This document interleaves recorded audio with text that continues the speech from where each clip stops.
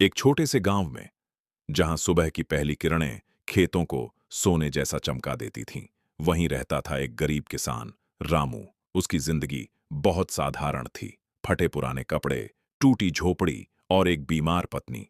लेकिन उसके पास एक चीज थी, ईमानदारी। उसी गांव में रहता था एक अमीर आदमी, सेठ गोवर्धन लाल। उसके पास सब कुछ था, बड़ी हवेली, नौकर चाकर, दौलत। लेकिन एक चीज नहीं थी, इंसानियत।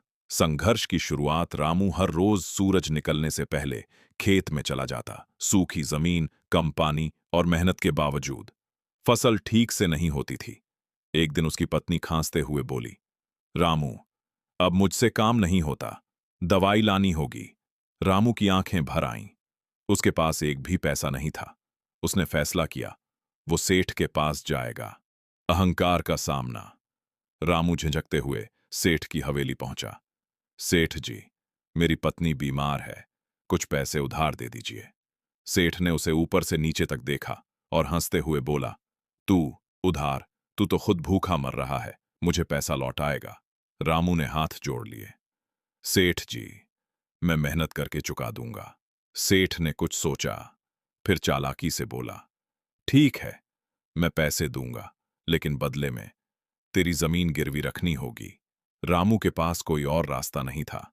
उसने अपनी पुश्तैनी जमीन गिरवी रख दी। मुसीबत का पहाड़। कुछ दिनों बाद अचानक तेज बारिश शुरू हो गई। बारिश इतनी ज्यादा हुई कि पूरी फसल बर्बाद हो गई। रामू टूट गया। उसने आसमान की ओर देखकर कहा, हे भगवान, अब मैं क्या करूं? उधर सेठ मुस्कुरा रहा था, क्योंकि उसे पता था अब जमीन उसकी होने वाली है। किस्मत का मोड़।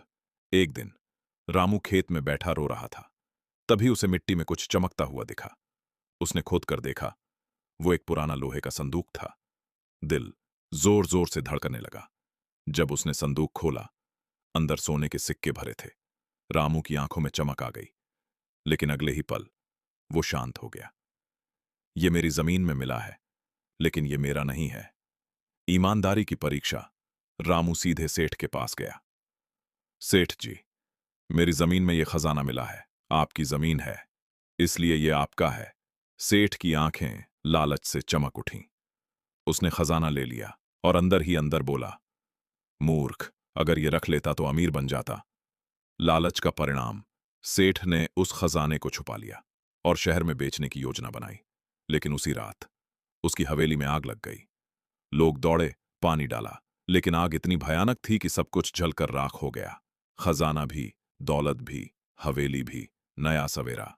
अगली सुबह सेठ सड़क पर बैठा था, फटे कपड़े, खाली हाथ। उधर रामू अपने खेत में फिर से मेहनत कर रहा था। कुछ दिनों बाद गांव के लोगों ने मिलकर उसकी मदद की और उसकी फसल इस बार खूब अच्छी हुई। पश्चाताप। एक दिन सेठ रामू के पास आया, आंखों में आंसू थे। रामू, मैंने तेरे साथ बहुत गलत किया। तूने ईमानदारी दिखाई और मैंने लालच। रामू मुस्कुराया। सेठ जी, इंसान से गलती होती है, लेकिन उसे सुधारना जरूरी है। क्लाइमेक्स।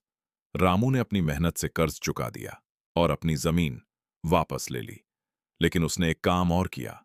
उसने सेठ को अपने खेत में काम दिया। गांव वाले हैरान रह गए। अंतिम संदेश, मॉरल। रामू बोला, दौलत से इंसान बड़ा नहीं होता, दिल से होता है। और जो दूसरों का हक मारता है, वो एक दिन सब कुछ खो देता है। सीटीए वीडियो के लिए। अगर आपको यह कहानी दिल को छू गई हो, तो वीडियो को लाइक, शेयर और ऐसी ही भावनात्मक कहानियों के लिए चैनल को सब्सक्राइब करना मत भूलिए।